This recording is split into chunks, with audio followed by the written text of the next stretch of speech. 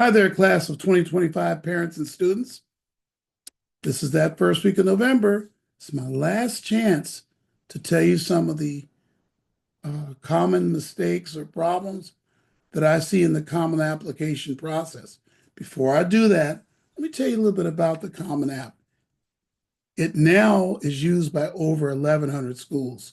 So now it's more than half of all schools that use the Common App. There are still some colleges that use their application, but the number is getting less and less. During the pandemic, there was an explosion in schools that went on with the Common App.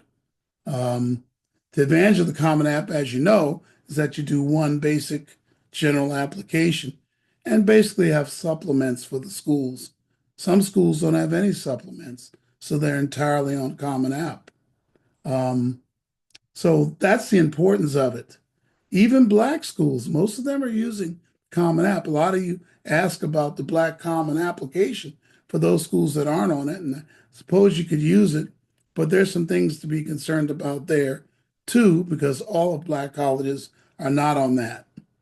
Let's face it, and I don't want to get into the details, but they're not.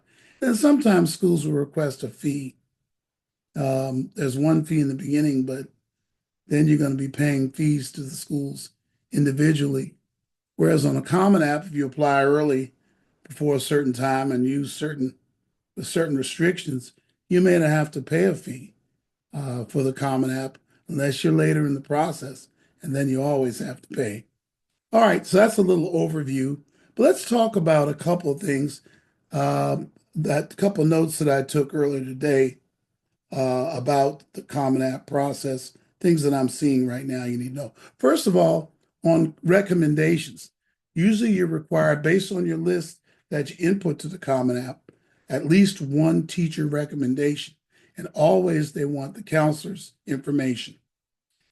Okay, the thing I keep hearing is parents, you keep saying letter of recommendation or recommendation letter. There are no recommendation letters with Common App. Stop saying that.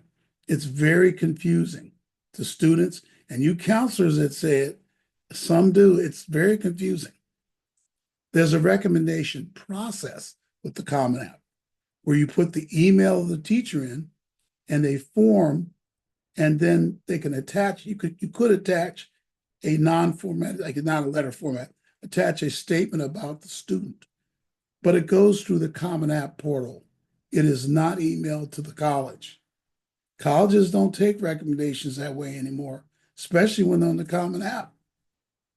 I suppose there's still some schools somewhere that does, but the schools you're applying to, there's not a recommendation letter. Stop saying that. Now, sometimes counselors will require a resume or a brag sheet to be done to be given to the teachers in the school. If you have a teacher that knows you really well, listen closely. You will save a month in this process. Listen closely. Do the brag sheet because usually there's a grade attached to it. Usually they attach it to the English grade. I'm not saying defy your school. Do a brag sheet. But if you're applying early, I saw a lot of students miss early action because they hadn't given the brag sheet to the counselor. And I'm telling those students, you can use the email address of the teacher. The teacher knows you well. They can just apply to the email that Common App will send them. There is no teacher recommendation letter. Stop thinking that. You can also click other recommender for community people like me if I'm helping you with your applications. In addition, you could ask for a community person to oversee your applications. Many students have me doing that. Okay? Just with a minor fee, I can do it at West A for you. So please understand, you turn in that brag sheet and give it to a teacher so they know all this stuff about you, but they're not going to mention it in the letter. They should they should talk about you, student, in the context of the class they took from you. Now, here's a little known fact.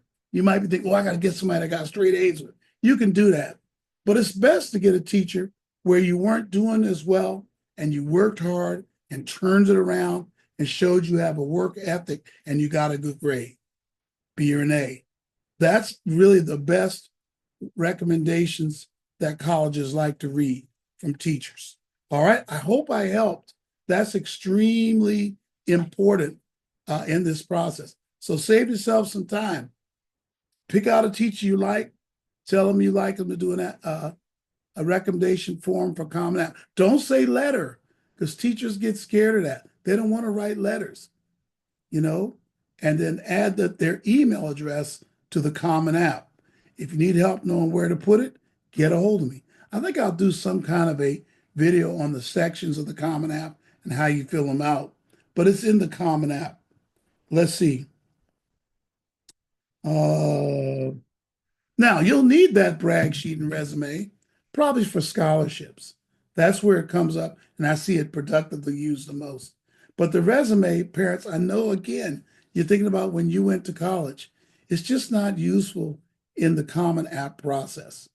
And as you know, CSUs and UCs don't have recommendations or counselor recommendations or any of that. One more thing, the counselor email address is required because the counselor is going to send, excuse me, very generic information to the college about your high school that understands your performance in context. All right, I hope that helps. God bless you all. Thank you very much. Stay tuned for additional emails. Go ahead and comment below. Click like and subscribe. Make sure you turn those notifications on to get notifications when I drop college-related stuff. And I'm going to be dropping several college process-related videos like this one. Thank you very much. God bless you. Bye-bye now.